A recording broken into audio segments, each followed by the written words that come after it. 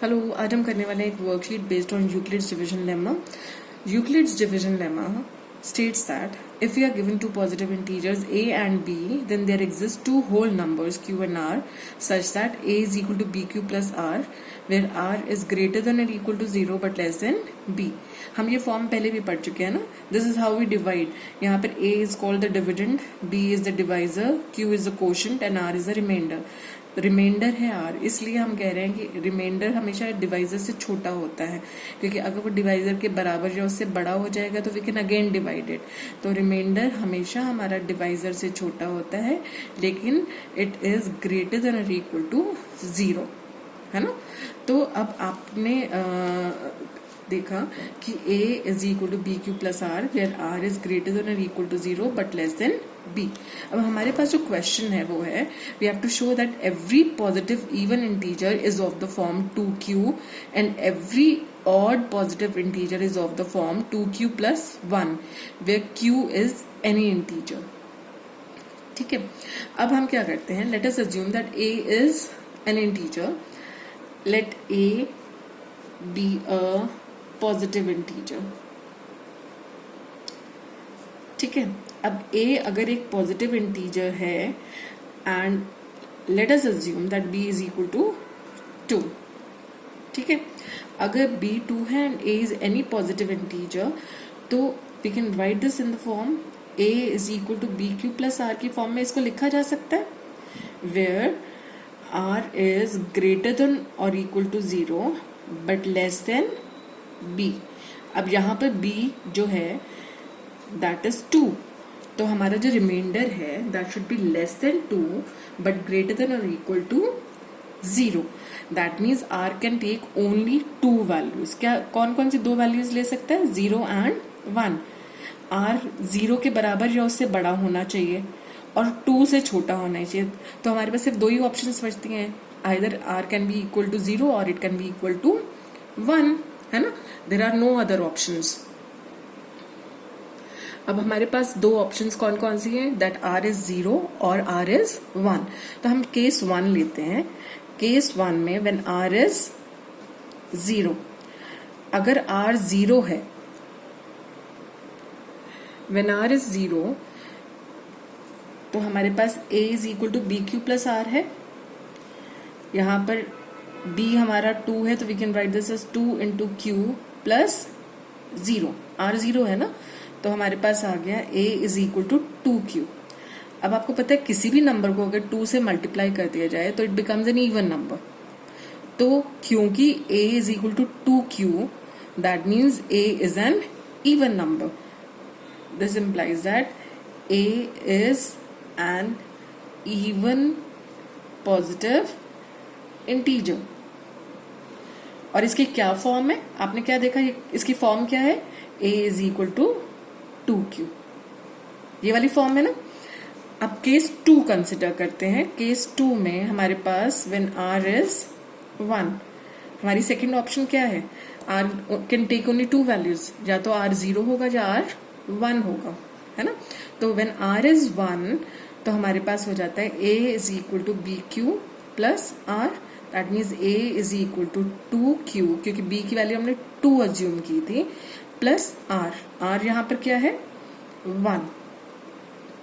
अब again if we see this, आपके पास a is equal to 2q plus are.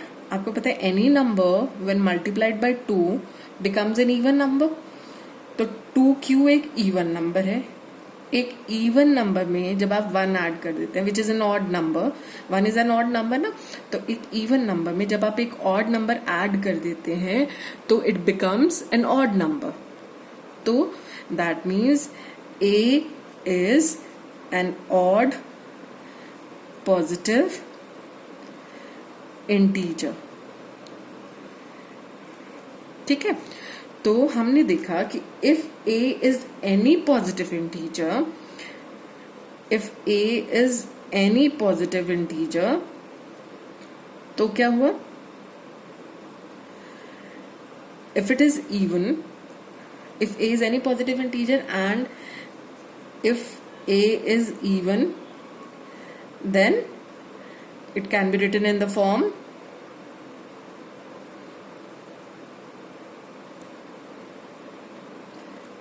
2q, but if a is odd, then it takes the form 2q plus 1. I hope this is clear.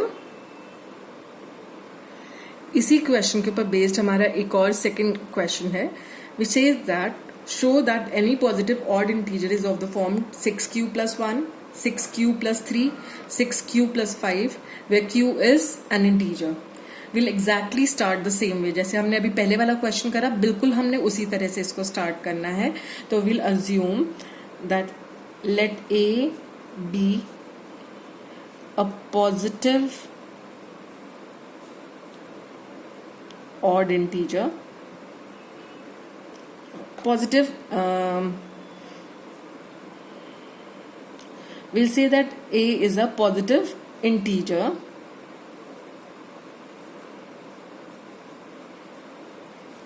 ठीक है. let b is equal to 6.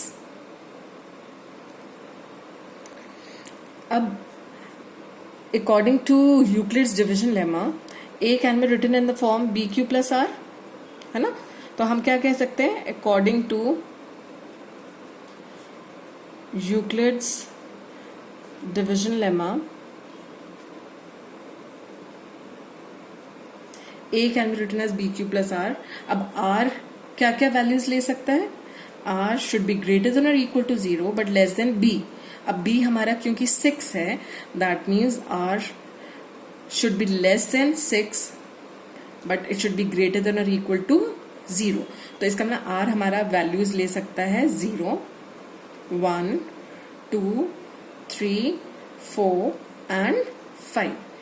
ये 6 values ले सकता है ना. अब हम क्या करेंगे, इन सारे केसेस को कंसिडर करेंगे. Now let us write down case 1. Case 1 is when r is 0.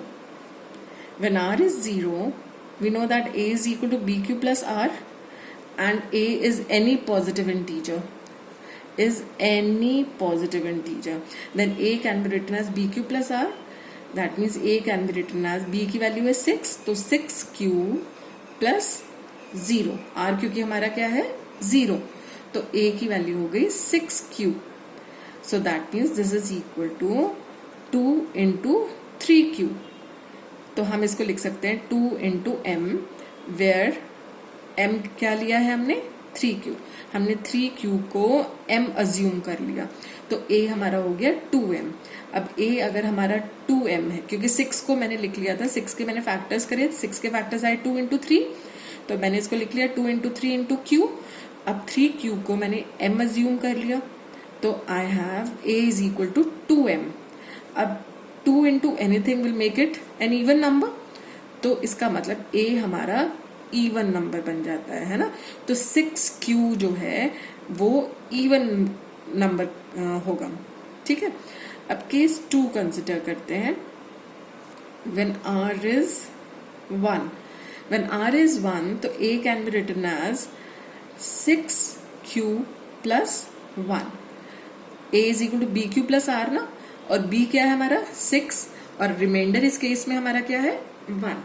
अब भी हमने पहले देखा कि a is equal to 6q plus 0 जब हमने लिया था, तो 6q was an even number. तो आप यहाँ देखेंगे कि 6q since it is an even number, तो an even number plus 1 will give you an odd number, है ना. या इसको हम लिख कर देख लेते हैं अलग से. This is 2 into 3 into q plus 1. So this is equal to 2 into m plus 1, where m हमने क्या लिया है, m is 3q. 3q को हमने m अज्यूम कर लिया है, तो हमारे पास आ गया a is equal to 2m plus 1. हमने पिछले क्वेश्चन में ये प्रूव किया था ना कि any positive odd integer is of the form 2q plus 1. तो क्योंकि a 2m plus 1 वाली फॉर्म में है, that means it is N odd integer. Therefore, a is an odd integer. ठीक है. और a क्या था हमारा 6q plus 1. और यहां पर हमने देखा था a is 2m, this implies that a is an even integer. तो हमारा सेकंड केस शो करता है कि if a is of the form 6q plus 1 then a is an odd integer. अब हम अपना थर्ड केस देखते हैं. Case 3 when r is 2.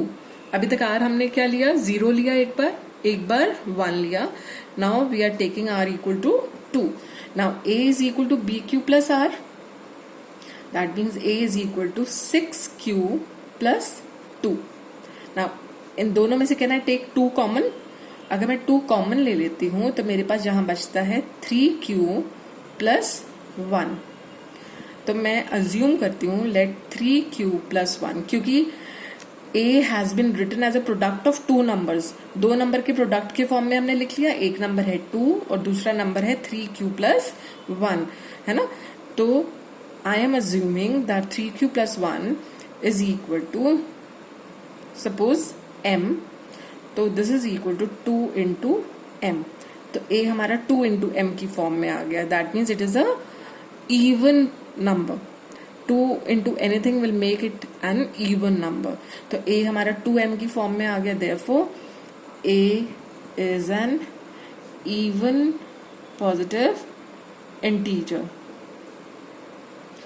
यहां पर a क्या था हमारा, 6q plus 2, है ना. Now let us consider case 4. Case 4 is when r is 3. when r is 3 तो आपके पास क्या है, a is equal to 6q plus 3, क्योंकि a हमने क्या एज्यूम किया हुआ है, bq plus r. यहां पर r 3 है और b हमारा क्या है, 6. तो हमारे पास आ गया a is equal to 6q plus 3. Now I can write this as 6q plus 3 can be written as 2 plus 1. Now let us combine these two terms. इन दोनों को जब हम कंबाइन करेंगे, can we take out anything common from these two. इन दोनों में से कुछ कॉमन आ सकता है. We can take out 2 common, है ना. तो यहाँ पर आ जाएगा 3q plus 1 plus 1. अब 2 into anything will make a number positive, तो even. तो 2 into anything will make the number even. तो even plus 1 will make it odd, since 1 is an odd number. Even plus odd is again odd. तो that means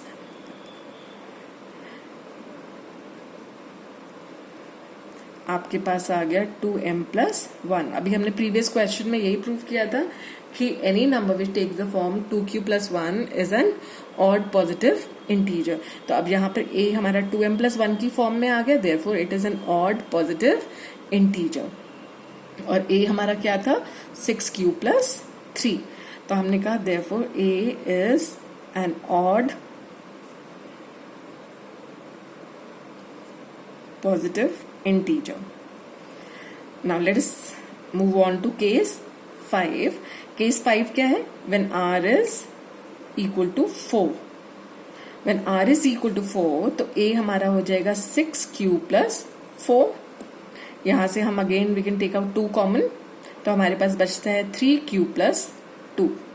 Now 3q plus 2 can be taken as say s. तो आपके पास आ जाएगा 2s. This is s, है ना. तो ये आ जाएगा 2s. अब a आपका 2 into समथिंग है तो it is an even number. Any number of the form 2q is an even number, है ना. और a 2s की फॉर्म में है. Therefore a is an even positive integer. Now case 6. Case 6 क्या है, when r is 5. When r is 5 then a can be written as 6q plus 5. So this can further be written as 6q plus 4 plus 1. Now let us combine these two terms. हमने 5 को लिखा 4 plus 1, ठीक है. तो 6q plus 4 को combine कर सकते हैं हम. We can take out 2 common. तो हमारे पास बचता है 3q plus 2 plus 1. है ना। इन दोनों में से हमने 2 कॉमन ले लिया, तो we are left with 2q plus 3q plus 2। तो 2 इंटू 3q प्लस 2 प्लस 1, तो हमने एज्यूम कर लिया late 3q plus 2 B s, तो आपके पास आ गया 2s प्लस 1। तो a is of the form 2s plus 1. Since any number which is of the form 2s plus 1 is an odd integer, therefore a is an odd positive integer. तो आपने देखा कि a कब कब odd हो रहा है, when in which all cases is a an odd positive integer. जब हमारा केस 2 था when r was 1, that means a was of the form 6q plus 1, तब a was an odd positive integer. हमारा second case जब r एक odd positive integer है वो था जब a was of the form 6q plus 3, और तीसरी बार जब a was of the form 6q plus 5, then a was an odd positive integer. Hence we can say that any positive odd integer is of the form 6q plus 1, 6q plus 3 and 6q plus 5, where q is an integer. I hope this is clear. Now moving on to the third question. The third question is using Euclid's division lemma find the HCF of 455 and 42. अब Euclid division lemma apply करने से पहले सबसे easy और convenient way ये रहता है कि हम इसको लॉन्ग डिवीजन मेथड से इसका हम एचसीएफ फाइंड आउट कर लें, है ना। तो हम वही मेथड यूज करके पहले इसका एचसीएफ डिवीजन मेथड से इसका एचसीएफ फाइंड आउट करते हैं। तो यहाँ पर 455 since this is the bigger number will make it the dividend, और 42 हमारा डिवाइजर हो जाएगा, ठीक है। तो 42 से जब हमने 455 को डिवाइड किया तो this is 42 ones are 42, we are left with 35, है ना। तो ना जाने की 0, दिस इज 35। अब 35 इज रिमाइंडर, 35 का रिमाइंडर है तो will make this the divisor. 35 जो रिमाइंडर हमारा है this will be our new divisor, और जो 42 था हमारा जो प्रीवियस डिवाइजर था वो अब हमारा न्यू डिविडेंड बन जाएगा, है ना। यही था division method of finding the HCF. तो हमारा जो रिमाइंडर होता है वो हमारा न्यू डिवाइजर बन जाता है, और जो हमारा प्रीवियस डिवाइजर था वो हमारा न्यू डिविडेंड बन जाता है। तो 35 से हम इसको डिवाइड करेंगे 42 को, तो 35 1 जा 35। So now what is left 7। अब ये हमारा न्यू रिमाइंडर है, तो new remainder will become the this remainder will become the new divisor, और जो हमारा प्रीवियस डिवाइजर है that will become the dividend. तो 7 5 जा 35। तो आपने देखा 7 क्योंकि इस नंबर को पूरा पूरा डिवाइड कर रहा है तो हमारा एचसीएफ क्या हो जाता है 7। अब इसको हम यूक्लिड डिवीजन लेमा की फॉर्म में कैसे लिखते हैं वो आप देखेंगे। अभी आप बस ये पहला केस ये कंसिडर कीजिए, ये जो फर्स्ट पार्ट है। फर्स्ट पार्ट आपका क्या है, you are dividing 455 by 42 and you are left with 35। हम इसको अब a is equal to b q plus r वाली फॉर्म में लिखेंगे। आपको पता है यहाँ पर a हमारा क्या है, dividend. Dividend is 455, this is equal to b हमारा क्या है 42, q quotient is 10 and the remainder is 35. So this is our first statement. Now let us move on to the second part. Second part हमारा क्या है, second part है when you are dividing 42 by 35. तो 35 1 जा 35 and you are left with 7. तो अब इसको हम a is equal to bq plus r की फॉर्म में जब लिखेंगे तो 42 is the dividend, तो हमारे पास आ जाएगा 42 is equal to 35 into 1 plus 7. This is our second statement. अब इसके बाद जो थर्ड डिविजन का पार्ट है that is you are dividing 35 by 7. 7 5 is 35. अब यहाँ पर पूरा पूरा डिवाइड हो रहा है ना, and 35 is the dividend, तो 35 is equal to 7 into 5 plus 0. यही है ना, dividend dividend is equal to divisor into quotient plus the remainder. So this is our third statement. And since 7 divides this number completely, therefore 7 will be the HCF. तो हमारा HCF है 7. And these are the steps of Euclid's division lemma. Now let us move on to the fourth question. हमारा fourth question है, there are a total of 576 students in class 9th and 448 in class 10th. How many sections of each class can be formed such that each section has equal number of students? देखो 9th में total पूरी 9th में 576 students है और class 10th में 448 total students हैं, है ना. अब हमें इस तरह से सेक्शंस में इनको बांटना है कि सभी सेक्शंस में इक्वल नंबर ऑफ स्टूडेंट्स आ जाए. मतलब आप 9th के जितने भी सेक्शंस बनाएंगे और 10th के जितने भी सेक्शंस बनाएंगे उन सब में there should be equal number of students, है ना. तो इस तरह के क्वेश्चन में कई बार बच्चे कंफ्यूज हो जाते हैं कि उनको एलसीएम फाइंड आउट करना है या एचसीएफ फाइंड आउट करना है. तो सबसे पहली बड़ी चीज जो आपको नोटिस करनी है वो ये है कि यहाँ पर आपके पास टोटल नंबर ऑफ 576 और 448 स्टूडेंट्स दिया हुआ है and you have to divide these students in groups. आपने इन बच्चों को ये टोटल दिया हुआ है और आपने इनको ग्रुप्स में डिवाइड करना है. क्योंकि आपने इनको ग्रुप्स में डिवाइड करना है, दैट मीन्स आपने जो गिवन नंबर है उससे छोटे पार्ट्स करने हैं. छोटे पार्ट्स मतलब factors. You have to factorise these two numbers. जो आपको दो टोटल दिए हुए हैं उनको उनके आपने फैक्टर्स फाइंड आउट करने हैं, है ना. एंड अब क्योंकि जो HCF होता है that is the highest common factor, तो आपने इन दोनों के जो फैक्टर्स होंगे उनमें से हाईएस्ट जो कॉमन फैक्टर होगा उसको लेना है HCF. तो यहाँ पर आपको HCF फाइंड आउट करना है. LCM नहीं फाइंड आउट करेंगे आप, क्योंकि LCM is a least common multiple. वहां पर आपको नंबर्स के मल्टीपल्स चाहिए होते हैं. मल्टीपल हमेशा मल्टीप्लाई करके मिलता है, दैट मीन्स वो नंबर से बड़ा हो जाता है. तो यहाँ पर आपको नंबर से बड़ा नहीं करना, आपने उसके पार्ट्स करने हैं, उनको डिवाइड करना है ना. आपने सेक्शंस बनाने हैं और छोटे सेक्शंस बनाने हैं. तो उसके लिए आप क्या करेंगे, you have to find out the HCF. और तो आपने देखा कि यहाँ पर आपको इस क्वेश्चन में you have to find out the HCF. तो HCF फाइंड आउट करने के लिए since we are in class 10 तो we'll use the Euclid's division lemma to find out the HCF. उसके लिए बेहतर पहले मैंने आपको बोला कि आप तो लॉन्ग डिवीजन मेथड से हम पहले इनका HCF फाइंड आउट कर लेते हैं. Since 576 is the bigger number, तो let 576 be the dividend and 448 be the divisor. 448 1 448, हमारा रिमाइंडर बचेगा 1